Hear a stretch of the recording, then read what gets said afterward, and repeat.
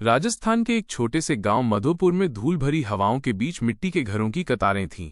गांव में हर दिन की शुरुआत ढोलक की थाप और मंदिर की घंटियों से होती। यही गांव था प्रीति का, एक नन्ही मासूम चंचल सी बच्ची जिसकी उम्र अभी मुश्किल से 10 साल थी। प्रीति को गुड़ियों से खेलना बेहद पसंद था। वो अपने आंगन में बैठकर गुड़ियों की शादियां रचाती, कभी खुद दुल्हन बनती और कभी पुजारी। उसकी हंसी से पूरा घर गूंज उठता। लेकिन गांव का माहौल कुछ और ही था। यहां परंपराएं और रीति रिवाज हर किसी के जीवन से बड़े माने जाते थे। बचपन की शादी यहां कोई अजीब बात नहीं थी। प्रीति के पिता हरिराम एक साधारण किसान थे। उनकी पत्नी सुगना घर के कामों में रम जाती। परिवार गरीब था, लेकिन उनकी एक ही तमन्ना थी, बेटी का ब्याह अच्छे घर में हो जाए। एक दिन गांव के चौपाल में चर्चा हुई। सरपंच जी ने कहा, हरिराम, तुम्हारी प्रीति तो सयानी हो रही है, अब इसकी डोली का इंतजाम कर लेना चाहिए। गांव के ठाकुर साहब के बेटे अजय के लिए रिश्ता आ रहा है। हरिराम सकपका गए। उनकी आंखों में एक पल को बेटी का मासूम चेहरा घूम गया।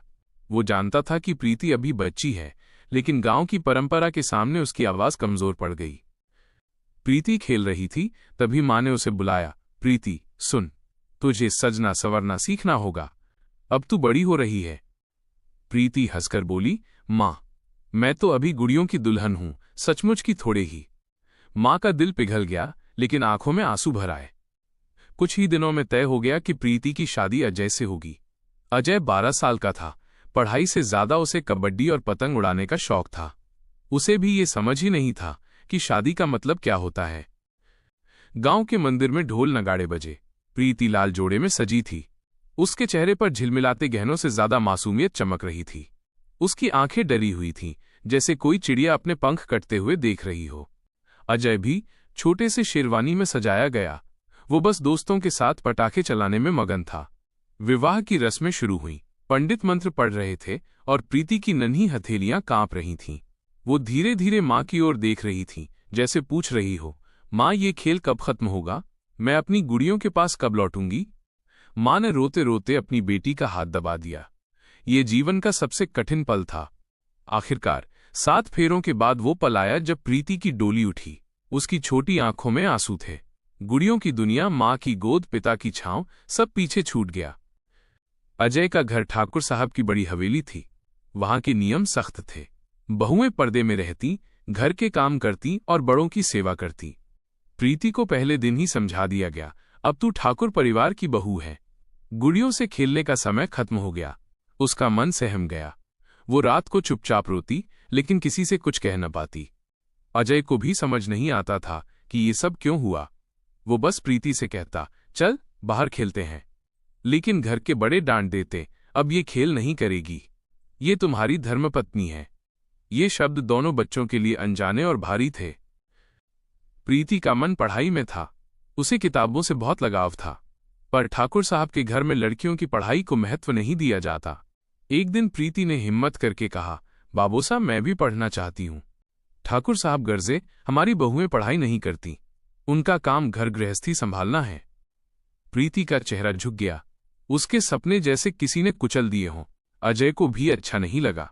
उसने धीरे से कहा, अगर तू पढ़ेगी तो मुझे भी अच्छा लगेगा। मैं तेरे लिए किताबें छुपाकर लाऊंगा। ये सुनकर प्रीति की आंखों में हल्की सी चमक लौट आई। गांव की हवाओं में ढोल की थाप अब भी गूंज रही थी, लेकिन प्रीति की मासूम हंसी कहीं खो चुकी थी। उसके बचपन का खेल अब जिम्मेदारियों में बदल गया था।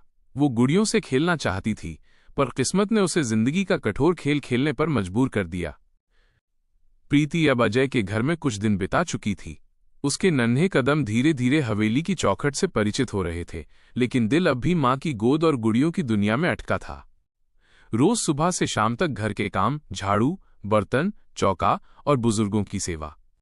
किसी बच्चे के लिए ये बोझ बहुत बड़ा था, लेकिन एक चीज ने उसे थामे रखा, अजय। अजय भले ही पति कहलाता था, पर असल में वो प्रीति का सबसे अच्छा दोस्त था। दोनों की उम्र में बस 2 साल का फर्क था। रात को जब सब सो जाते तो अजय चुपके से प्रीति के पास आकर कहता, चल आंगन में चलें, मैं तुझे नई पतंग दिखाऊंगा।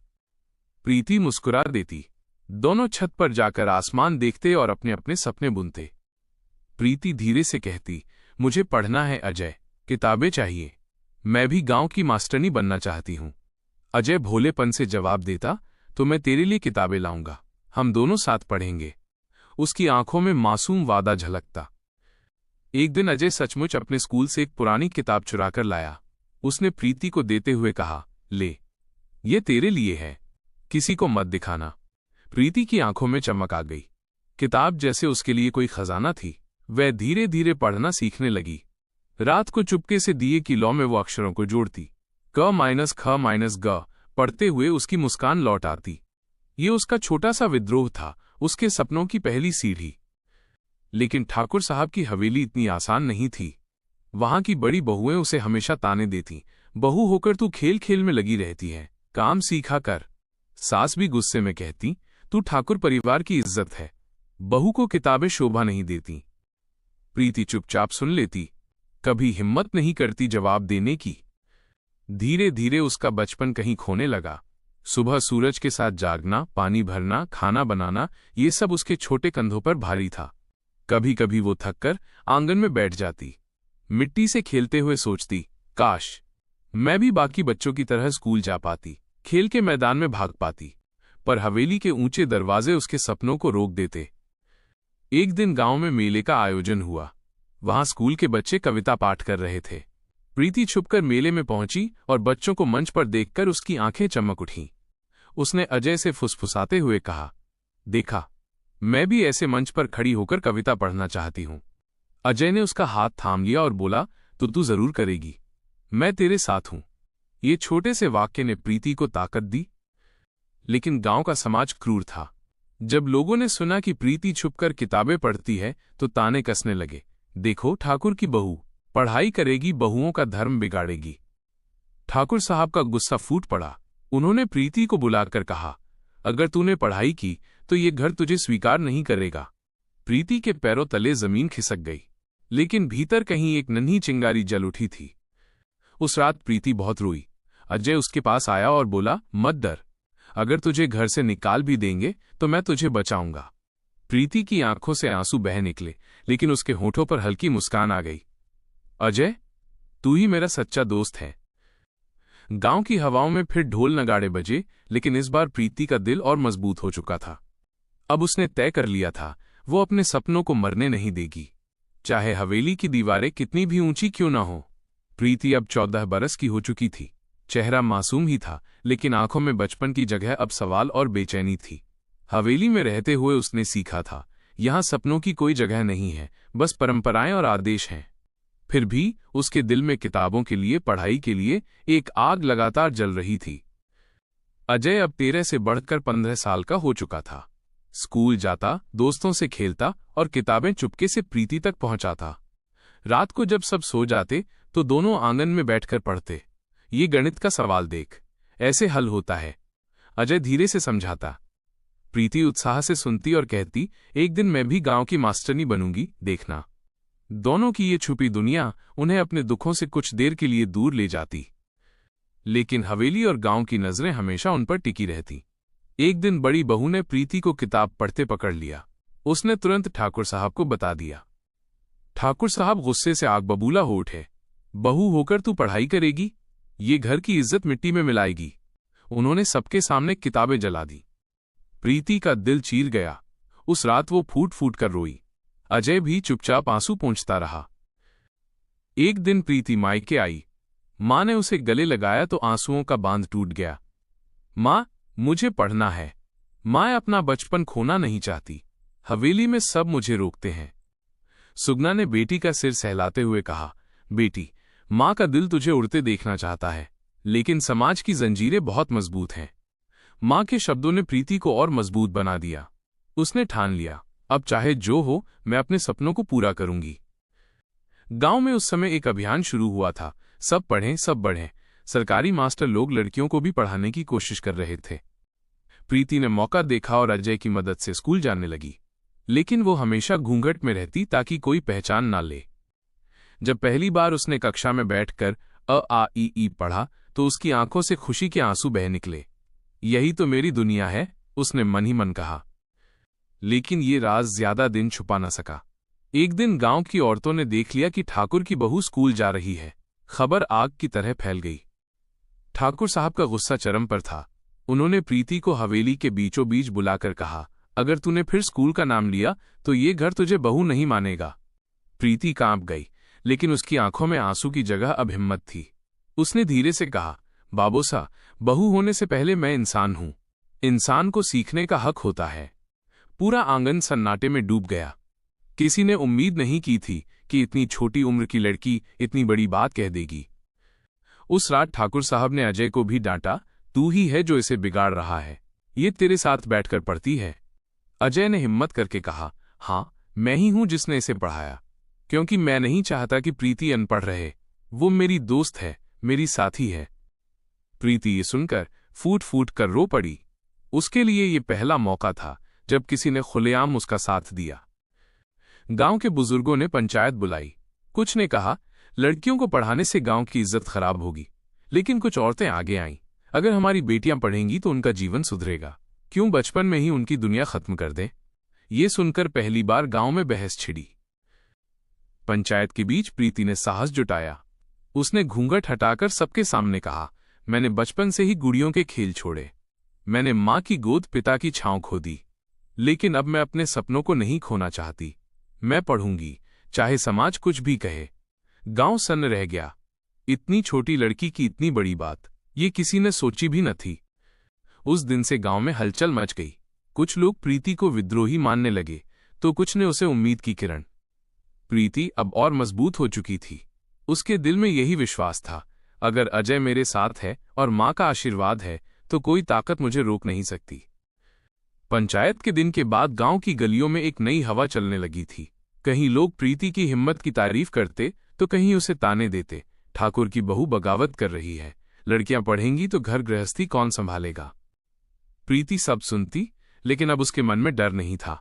उसकी आंखों में पहली बार आत्मविश्वास झलकने लगा था। अजय अब लगभग 16 का हो चुका था। उसने साफ कह दिया था, अगर प्रीति पढ़ना चाहती है तो मैं उसके साथ खड़ा रहूंगा, चाहे पिताजी मुझे घर से निकाल दें। ये सुनकर प्रीति का दिल भर आया। अजय, तू ही है जो मेरी राह का साथी है। मैं अकेली होती तो शायद हार जाती। उन दोनों का रिश्ता बचपन की मासूम दोस्ती से निकलकर अब सच्ची साझेदारी में बदल रहा था। मायके से मां सुगना चुपके से प्रीति से मिलने आई।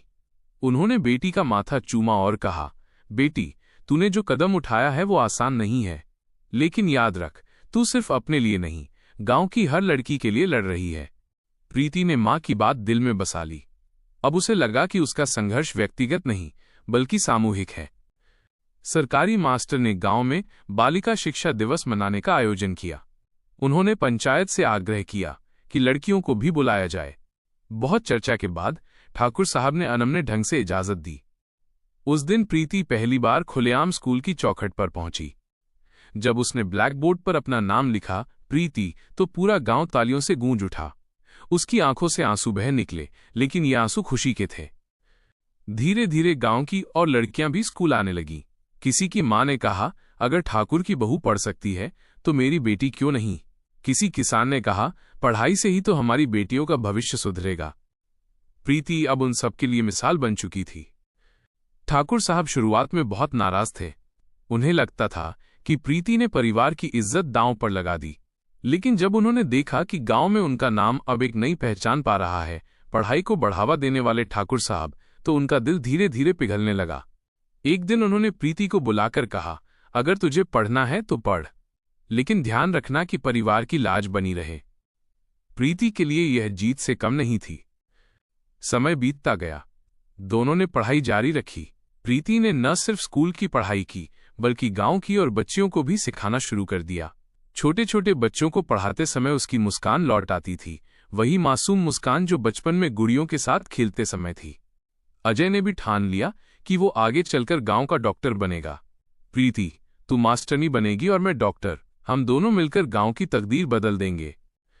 कई साल बाद जब प्रीति 16 साल की हुई, तब गांव ने फिर से पंचायत बुलाई।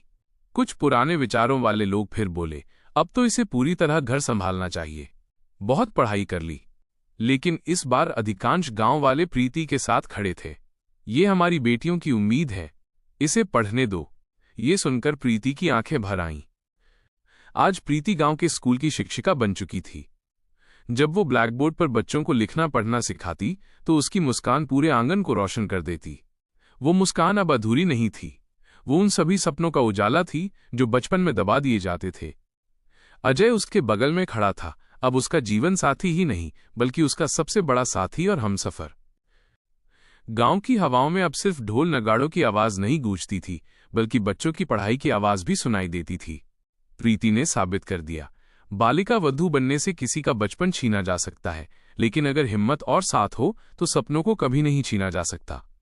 उसकी मुस्कान अब अधूरी नहीं थी बल्कि पूरी थी, अपने लिए, अपनी मां के लिए, अजय के लिए और गांव की हर लड़की के लिए।